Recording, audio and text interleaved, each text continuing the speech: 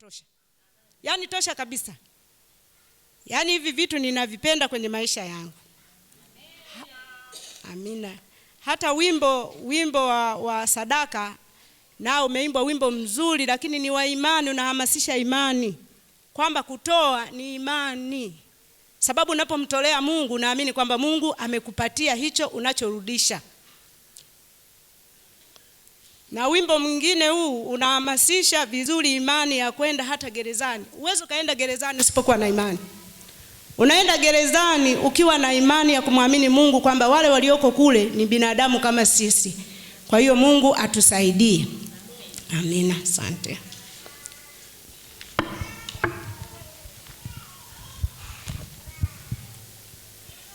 Tupate fungu letu kuu, tunarudia fungu letu kuu ambalo linasema imani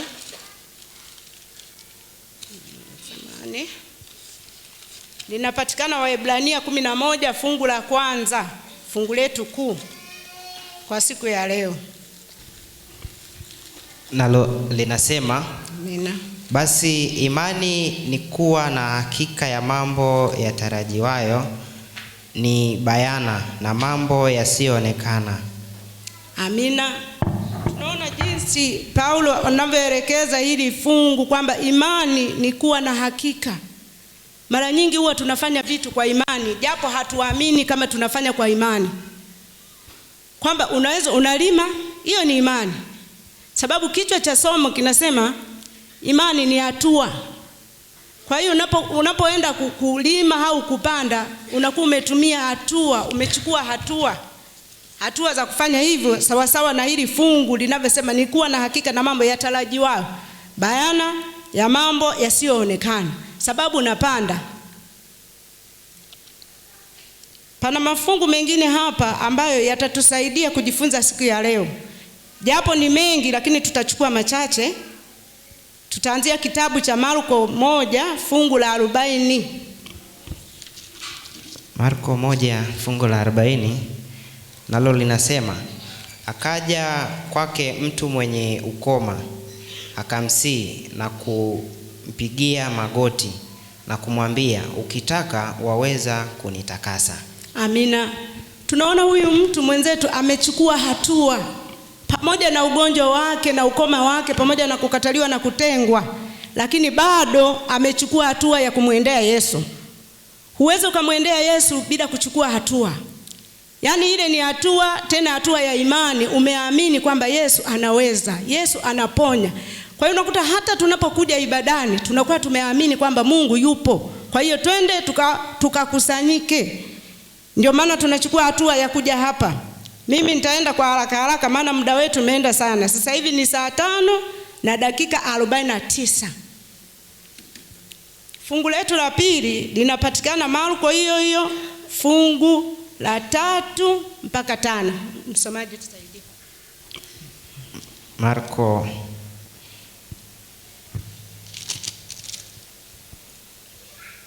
ni Marko 5. Marko 2 fungu la 3 mpaka la 5. Inasema, wakaja watu wakamletea mtu mwenye kupooza, akachukuliwa na watu 4. Mstari wa 4, na walipokuwa hawawezi kumkaribia kwa sababu ya makutano, waliitoboa dari pale alipokuwapo, na wakiisha kuivunja wakaliteremsha godoro alilolilalia yule mwenye kupooza. 5, naye Yesu alipoiona imani yao akamwambia yule mwenye kupooza, mwanangu, umesamehewa dhambi zako. Amina. Tuombe. Baba yetu na Mungu wetu muumbaji mfalme, tunakushukuru tena kwa ajili ya muda na saa hii iliyokubalika mbele zako. Tusamehe Mungu pale tulipoenda kinyume na mapenzi yako. Tusamehe Mungu ambapo neno lako hatujalikubali wala kulichukulia hatua ili tutende yale Mungu ambayo umetupasa kutenda. Bariki somo hili. Bariki mmoja mmoja Mungu ambaye Baba umemkusudia kwa siku ya leo kuponywa kupitia somo hili. Nibariki nami pia nitumie kama chombo nisiyestahili wala kupendeza mbele zako. Ninaalika uwepo wako, ninaomba na nguvu ya Roho Mtakatifu akaendelee kuwepo mahali hapa. Kwa Yesu Kristo Bwana nakushukuru. Amina. Amina. tunaona wenzetu walivyochukua hatua, watu 4 baada ya kuona ndugu yao hawezi kwa muda mrefu. Sijajua ni miaka mingapi, maana yule wa kwenye birika ni miaka 38, huyu sijajua ni miaka mingapi, lakini hawakunyamaza kumsubiri Yesu mahali pale walipo, kwamba labda Yesu akipita kwa ukuu na uweza na uungu alionao atatambua kwamba kuna mgonjwa mahali fulani. Wametoka walikotoka, wamechukua hatua. Kumbuka somo letu linasema imani ni hatua. Tena linasema imani ni mkono wa kuchukua kilicho mbali kukileta karibu. Wamembeba mgonjwa wao watu 4, wanafika wanakuta umati umejaa na Yesu yuko ndani na hawezi kutoka. Hata kama Yesu alitambua kwamba kuna mgonjwa nje asingeweza kutoka, lakini wanachukua hatua ya kutoboa dari. Sijajua kwamba lilikuwa na ugumu kiasi gani au walikuwa na vifaa gani, walijiandaa kiasi gani kwamba tukifika pale tutafanya 1 2 3. Lakini wanatoboa dari, wanashusha lile godoro la mpendwa wao ili afike mahali alipo Yesu. Kwa bahati nzuri wanafanikiwa. Lakini Yesu haangalii yule mgonjwa, anaangalia imani ya wale watu ambao wamechukua hiyo hatua ya kutoboa lile dari na kumshusha yule mtu mahali alipo Yesu. Hatimaye Yesu anapoiona imani yao, anasema, akawaambia yule mwenye kupoza, mwanangu, umesamehewa dhambi zako.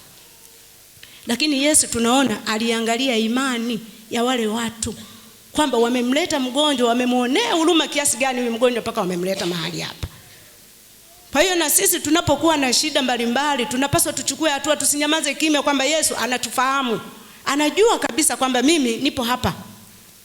Ataniponya. Ndiyo, atakuponya kwa wakati wake, lakini wakati tunapochukua hatua kwenda mbele za Mungu, tunakuwa ni kama tunamvuta kwamba mimi niko hapa, ni kama tunalazimisha. Kuna fungu lingine tena inapatikana hiyo Marko 5:25 tusome. Marko 5:25 mpaka 26. 25 mpaka 26 inasema, Ndiyo. Na mwanamke mmoja mwenye kutoka damu muda wa miaka 12, 26, na kuteswa mengi kwa mikono ya matabibu wengi, amegharimiwa vitu vyote alivyo navyo, kusimfae hata kidogo, bali hali yake ilizidi kuwa mbaya. Amina. Hiki kisa kimezoeleka sana. Sasa sijajua kwamba katika kanisa hili kuna mtu ambaye kimewahi msaidia kwa kusoma haya kikamsaidia. Kwamba tunaona huyu mwanamke alichukua hatua. Bado somo letu linasema imani ni hatua. Ameamini kwamba Yesu anaponya, lakini bado amechukua hatua ya kumwendea Yesu. Amemwendea Yesu na kuazimia moyoni mwake kwamba nitagusa pindo la vazi lake. Hatimaye msiba wake umepona. Ukiendelea kusoma huku mbele. Hapa pana kisa changu mwenyewe. Mimi nilipokuwa naendelea kujifunza Biblia na kusoma Biblia na kusoma, kuna kitabu kimoja kiko nyumbani huko cha wenzetu fulani, ila wamechora picha nyingi na ujumbe mwingi, maana wana Biblia alafu wanaandika kwenye vile vitabu. Nilipopata fungu hili, kweli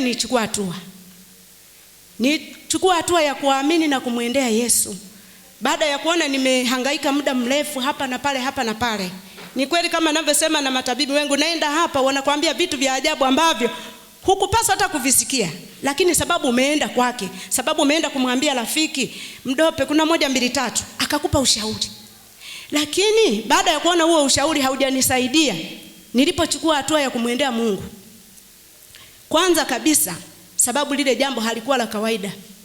Lile jambo lilikuwa limetokana na nguvu nyingine ya upande mwingine.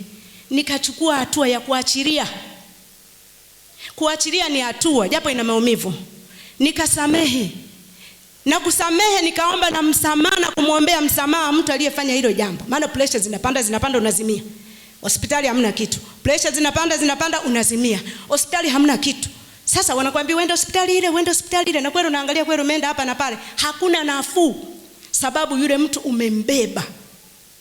Kila ukikumbuka hali inarudi. Na ndio maana huwa najiuliza wakati mwingine, nasema unakuta mtu amekorofishana na mtu kidogo tu, miaka 6 miaka 10, anasema tuonane Ahera. Sasa sijui kama Ahera amewahi fika au amefanyaje. Lakini mimi kwa jambo langu sijajua kwamba kama ningekuwa lako Mwangwala, je, ungelichukulia kama nilivyolichukulia mimi? Mimi nikasema Mungu msamehe. Sababu Mungu katika maisha yeye ndio shahidi wa kwanza kwamba hili jambo limetokanaje. Yeye ndio shahidi wa kwanza. Kwa hiyo nilivyosoma hili fungu na kusoma mafungu mengine mawili ambayo yatakuja mbele, nikachukua hatua. Nikamwambia Mungu msamehe. Sababu alitenda kama binadamu. Mtazamo wake alijua kwamba nikifanya hivi, hapa hivi na hivi nitafanikiwa. Lakini sababu Mungu ameshikilia uhai wangu, naomba hii dhambi muondolee. Ndipo suluhu ilivyopatikana. Ndio ile shida ilipoisha. Kwa hiyo unakuta wakati mwingine tunahangaika sana na mambo mengine tusijue chanzo, lakini tukimwomba Mungu tukijua chanzo, akakufunulia kwamba chanzo chake hili unalohangaika nalo Mwapongo ni hili, basi nenda hata kaombe msamaha kwa yule aliyekutukana. Jitahidi tu. Nenda mwambie hivi, dada naomba nisamehe. Mbona mimi ndio nilikutukana? Hapana, naomba nisamehe. Ili upate amani ya Kristo, umsamehe, umuombe msamaha yeye aliyekudharau, aliyekushusha. Utapata amani mbele za Bwana. Nikaja nikasoma hii Mathayo 6, nadhani ndio kuna sala ya baba yetu. Kwamba kumbe kumwendea Mungu, uwezo kumwendea ikiwa hujamsamehe mwenzio, wewe unataka usamehewe au mambo yako yafanikiwe. Sijajua wenzangu kwamba huwa wanafanikiwaje katika mambo yao, maana wamebeba mizigo bado wanafanikiwa. Sijui kwamba huwa wanafanikiwaje. Lakini kama mimi nilishindwa. Ndio maana nikaendelea kusema kumbe imani ni hatua. Kumbe kusamehe ni hatua. Kumbe kuachilia ni hatua. Na ndio maana tunaona kwamba kuendelea kuishi, yani fitina ndogo inaharibu pakubwa. Tusome fungu letu lingine, linapatikana kitabu cha Matendo ya Mitume. Matendo ya Mitume 16. Matendo ya Mitume 16.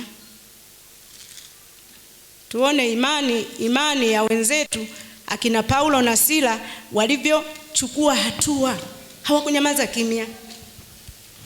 Matendo ya Mitume 16 mstari wa 17 21. 17 hadi 21. 21 tusome 21. 21 inasema tena wanatangaza 25. Hiyo 16:25. 16:25. Ndio. Inasema lakini panapo usiku wa manane, Paulo na Sila walikuwa wakimwomba Mungu na kumwimbia nyimbo za kumsifu, na wafungwa wengine walikuwa wakiwasikiliza. Amina. Amina. Tunaona hatua ya Paulo na Sila. Pamoja na kuwa wako gerezani, hawakunyamaza kwamba Mungu yuko hapa. Mungu anajua kwamba tumefika hapa gerezani kwa ajili yake, kwa hiyo atatutoa. Wamechukua hatua ya kuimba. Wamechukua hatua ya kumwimbia Mungu na kumsifu kwamba sisi hatuwezi wenyewe, lakini tukiimba Mungu atatenda jambo. Huenda lilikuwa ndio kusudi lako. Mimi naongeza kisa kingine. Nilikuwa nasafiri, nikafunga. Huwa na tabia moja, nikifunga au kukiwa na jambo zuri naimba nyimbo fulani, kukiwa na jambo hili naimba nyimbo hizi. Kwa hiyo nikaimba. Baadaye nikakoma. Maana nilisema nitaimba, nitafunga, nitafungua, nitaimba nitakapokuwa nakaribia kwenda kukata tiketi. Nyimbo zikagoma, lakini karibia naenda kukata tiketi. Nyimbo Wanyakyusa wanasema sikuomoka. Zikaanza kuomoka. Nikaimba, nusu nichelewa hata kwenda kukata tiketi. Sijala. Lakini kwa msaada wa Mungu nikafungua baada ya kuimba, nikaomba, nikaenda kukata tiketi. Nimekata tiketi. Nilipokata tiketi, nimekaa. Asubuhi tulikuwa kipindi hicho tunasafiri, kulikuwa Dodoma, kulikuwa na basi hili moja la urafiki. Sasa tumelala kwenye gari. Asubuhi tunavyoenda nakutana na mtu ambaye nasema nilimuombea msamaha. Nimekutana naye sababu na amani nilimtanguliza Mungu. Niliomba, alinipa amani. Nikambeba mtoto wake, nikamkojolesha, tukapanda kwenye gari tukaendelea safari. Na tulivyofika huko, mimi ndio nikapata mafanikio. Bwana Yesu asifiwe. Amina. Kwa hiyo unakuta jambo linaweza likawa dogo unapoimba, na ninaposoma kina Paulo na Sila nabarikiwa mno kwamba kumbe kuimba tu kunaweza kukafanya jambo. Tunaona fungu lingine, mafungu ni mengi kidogo ila mtanisamee. Isaya 37 fungu la 14 mpaka 20.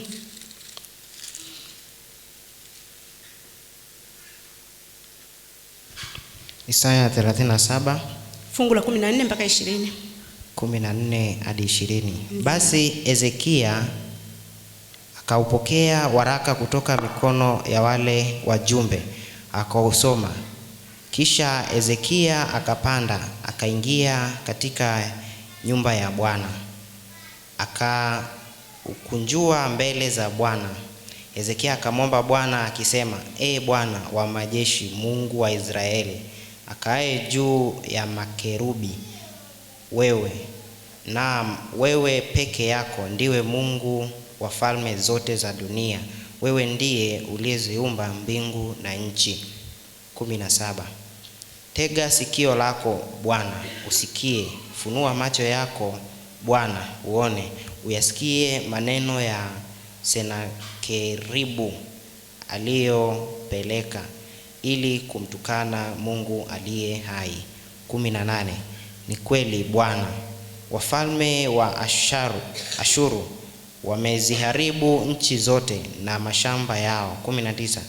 Na kuwatupa miungu yao motoni, kwa maana hao hawakuwa miungu bali kazi ya mikono ya wanadamu.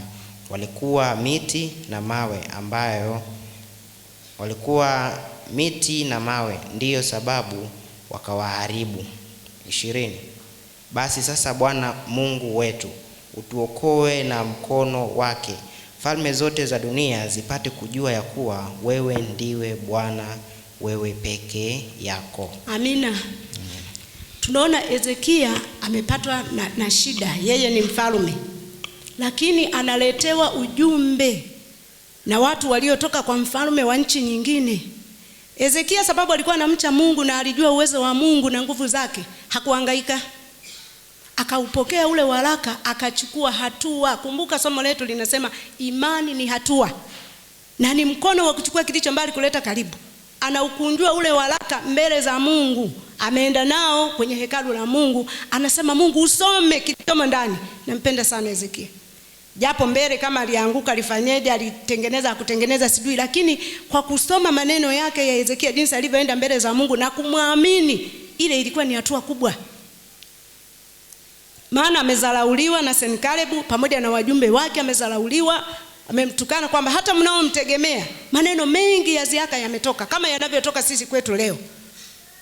Lakini pale tunapomtegemea Mungu na kumwamini kama Hezekia alivyomtegemea Mungu na kumwamini na kusimama kwa dhati kwamba Mungu atasoma kilichopo ndani ya waraka huu, na ndipo Hezekia anakuja kutendewa jambo kubwa zuri. Ukiendelea kusoma habari za Hezekia unapata jinsi Hezekia alivyopeleka huu waraka mbele za Mungu na majibu aliyopata kutoka kwa Mungu wa mbinguni aliyemwamini, lakini kwa kuchukua hatua. Hakunyamaza, hakukaa kwamba hii nchi sio yangu, mimi nimepewa na Mungu kwa hiyo ngoja nitulie.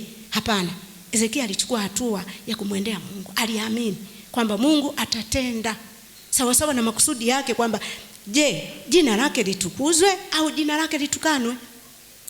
Kwa hiyo na sisi tunapopata shida leo tumwendee Mungu, tusinyamaze kimya, sababu tuna kiongozi ambaye ni kitabu. Tuna kiongozi ambaye ni Roho Mtakatifu. Sawa, Roho Mtakatifu tunaweza tukampata baadaye, lakini baada ya wewe ukiendelea ukiwa na kitabu ukasoma, unapoendelea kusoma unapata badiliko. Lile badiliko ndipo unaposoma hiki kitabu unapata vitu vilivyomo ndani yake ambavyo Mungu anakupatia. Wameimba wimbo mzuri hapa wa sadaka kwamba toa tutabarikiwa. Safari moja, hizo safari zangu za kusafiri, tukajifunza masomo kwamba kutoa ni kupanda. Nikachukua shilingi 500 nikampatia mtoto binti. Yule binti alikuwa hana baba wala mama. Kipindi hicho ilikuwa nyingi, ilikuwa ni kama kubwa maana ni mwaka 2000 na Yule binti alivyopokea ile, mimi nimeomba kwamba Mungu, angalia furaha ya huyu mtoto, mimi nahitaji pesa. Kweli mimi nikatoka, nimempa shilingi 500, nikatoka. Nilivyotoka, sababu najiandaa safari na naamini kwamba nimepanda kweli, katika pitapita yangu nikaokota 50,000 ambayo mimi nilikuwa nahitaji nauli. Tulikuwa wawili, tulikuwa na wifi yangu. Sasa nilivyookota, wifi akaogopa. Nikaambia usiogope, mikono yangu imetakaswa na damu ya Yesu. Kwa hiyo hii hela hairudi ilikotoka, maana naamini kwamba labda sijui wamefanyaje. Hapana, mimi nimeomba nini? Nauli.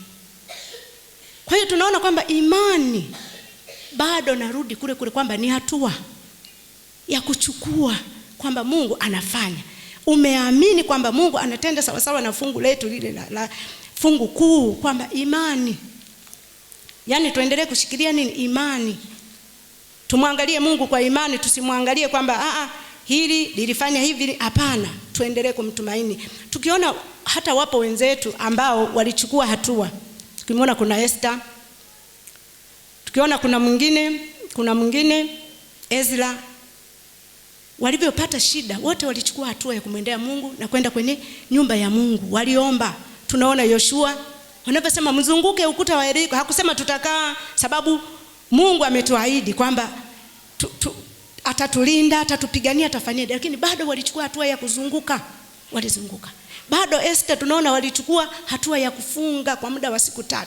Zile zilikuwa ni hatua za imani, kwamba waamini Mungu anatenda. Sisi kwetu leo na sisi tunaalikwa kwamba tuache mambo yetu, tufanye matengenezo kwa kuchukua hatua.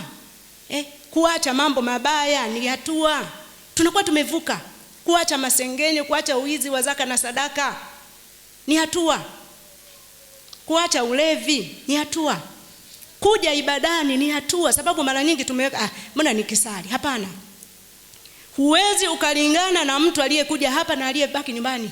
Mtu aliyebaki nyumbani ana mambo mengi. Hata ukifungulia TV unashangaa mtu anagonga mlango. Labda umepiga magoti uombe, mtu anagonga mlango, au unasikia huko nje kelele. Lakini ukija hapa wanapigana kule nje, wewe utatulia ibadani. Unaona, utasikiliza kile Mungu alichokuandalia siku ya leo. Kwa hiyo unakuta kuna mambo mengi ambayo sisi wenyewe tumejiwekea uzito, tumejiwekea magumu. Hata kuachilia ni hatua. Hata kumsamehe mtu ni hatua. Akina mama, akina baba, tuchukue hatua ya kusameheana. Tena tuchukue hatua ya kuchukuliana. Nampenda Paulo anaposema umuone mwingine ni bora kuliko wewe. Unapomuona mwingine ni bora kuliko wewe, ni rahisi sana kumsamehe yule mtu. Ni rahisi sana kuchukuliana. Lakini tumekuwa wabeba mizigo. Mimi huwa naita kupoteza muda. Labda watanishangaa, au wenzangu wapo ambao wako pamoja na mimi. Najua kabisa kwamba na mzigo huu. Mwaka wa kwanza siongei na mtu, mwaka wa pili, mwaka wa 3 mpaka wa 5. Sasa ukiuliza alifanya nini? Hakuna. Lakini mimi kila siku nakuja hapa. Maombi Jumatano nipo, Ijumaa kufungua Sabato nipo, na mpaka kufunga Sabato. Na wakati mwingine mimi ndio ninayewahi. Sasa huwa naita kupoteza muda. Kwa nini nisifanye mambo yangu? Kama sijalifanya hili jambo matengenezo, sijalifanyia matengenezo, basi niache. Nisije kanisani. Sababu nini? Yule mtu yupo, au naye ananizomea anasema hivi, mnamuona Mwapongo kila siku anaenda kanisani lakini ana 1 2. Kwa hiyo tumuombe Mungu na Roho Mtakatifu aendelee kutukumbusha na kutukumbusha zaidi na zaidi, kwamba tuendelee kumtafakari Mungu, na Roho Mtakatifu ambaye ni mwalimu wa kweli aendelee kufanya nini? Kutukumbusha pale ambapo tumeenda kinyume na mapenzi yake. Na bado tunaanza kwamba hatuwezi tukampenda Mungu bila binadamu ambaye tunamuona. Sasa kama tuna binadamu ambao tunawaona, hatuwapendi, tunampendaje Mungu? Na haya tunayasoma na mafungu yetu ya kukariri yamo kichwani, tunafundisha. Hata kama wenzetu wanaanguka, lakini wewe usimame peke yako kwa miguu yako wewe. Uungame wewe dhambi yako wewe, mtu huyu mmoja. Uchukue hatua yako wewe, labda na nyumba yako. Maana hata nyumba yangu ni ya ziada kwa mimi na Mungu wangu. Yaani inakuwa ni ya pili, lakini mimi nakuwa ni namba 1, kwamba mimi namwendeaje Mungu? Namwendeaje Mungu? Nachukueje hatua yangu mimi binafsi? Kwa hiyo wito wangu wa leo kwamba sisi wote tumtegemee Mungu. Tuchukue hatua ya kuwa karibu na Mungu. Tusitazame dunia. Dunia iko hivi hivi toka tunakuwa, tunaikuta iko haijaongezeka mlima wala haijafanya nini. Lakini tunapaswa kubadilika tabia zetu, tunapobadilika tabia zetu ni hatua. Ni hatua. Mungu anafurahi kwamba mwanangu kweli hapotezi muda. Unaona, hapotezi muda. Wenzetu wanasema imani is crazy. Maana unaamini kile ambacho hakionekani, lakini naamini ninapotoa sadaka hapa najua kabisa kwamba nitapata. Aitufundisha mchungaji aliyetoka kwamba unapotoa umebarikiwa. Sababu huwezi kutoa kama hujabarikiwa. Lakini kumbe tunakuwa tumebarikiwa ila tunakalia. Mimi najua nikitoa ndio kupata kwangu. Kwa hiyo Mungu atusaidie tuchukue hatua ya kubadilika hata kwenye matoleo. Hata ukipata shilingi 1000, 200 au 100 itoe. Kesho unapata hela nyingine. Mungu atubariki na Mungu abariki somo hili katika jina la Yesu. Amina.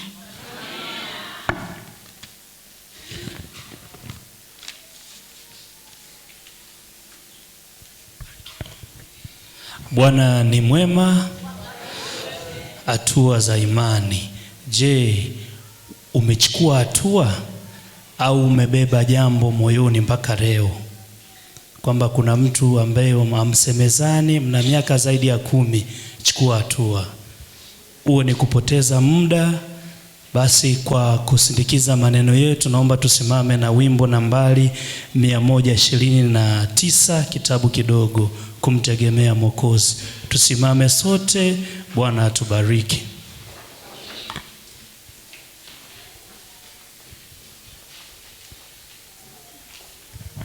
Vitabu vikubwa 299.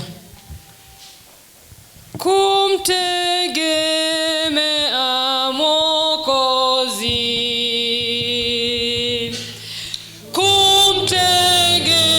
Kumtegemea Mwokozi kwangu tamu kabisa. Kukubali neno lake nina raha moyoni. Yesu, Yesu namwamini, nimemwona thabiti. Yesu, Yesu yu thamani, ahadi zake kweli. Kumtegemea Mwokozi kwangu tamu kabisa. Kuamini damu yake nimeoshwa kamili. Yesu, Yesu namwamini, nimemwona thabiti. Yesu, Yesu yu thamani, ahadi zake kweli.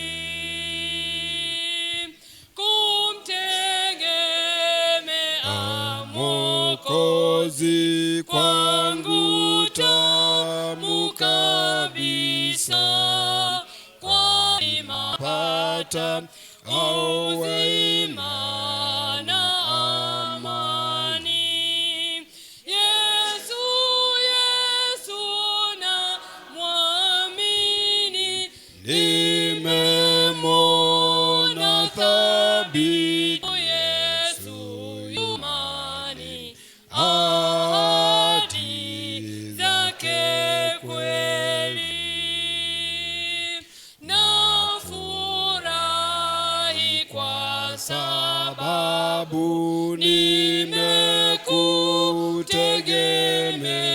nimekutegemea. Yesu mpendwa na rafiki, uwe nami dawamu.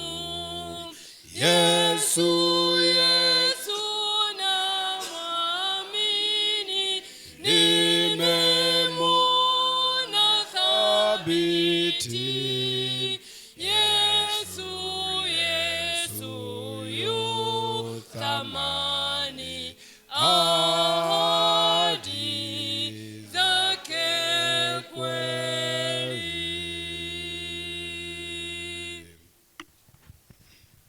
Ahadi za Yesu zake kweli, na Yesu yu thamani. Tuombe. Tunakushukuru Kristo kwa ibada nzuri ya leo. Tunaomba kile ambacho umekipanda moyoni mwetu kikamee. Tunaomba haya kwa kuamini kwa kupitia jina mwanao Yesu Kristo. Amina.